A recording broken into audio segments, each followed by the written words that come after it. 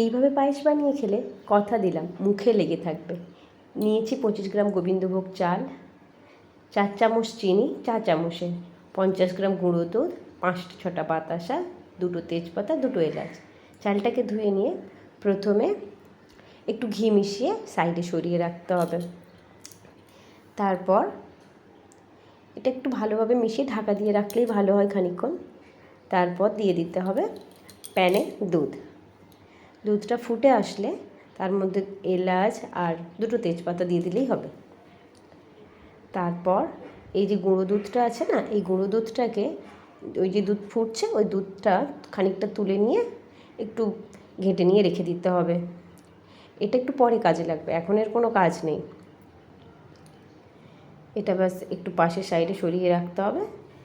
দুধটা ফুটে আসলে তার মধ্যে দিয়ে দিতে হবে গোবিন্দভোগ চাল, যেটা ঘি দিয়ে মিশিয়ে রেখেছিলাম। অনবরত না নাড়তে থাকতে হবে, তা না হলে নিচে বসে যাওয়ার সম্ভাবনা থেকে যায়। আর আমি এই কাজু আর কিশমিশটা একটু আগে ঘি দিয়ে ভিজে রেখেছিলাম, তো সেটা ভিডিওতে আর তোলা হয়নি, তখন ভুলে গেছিলাম। তো এটা অনবরত নাড়তে থাকতে হবে।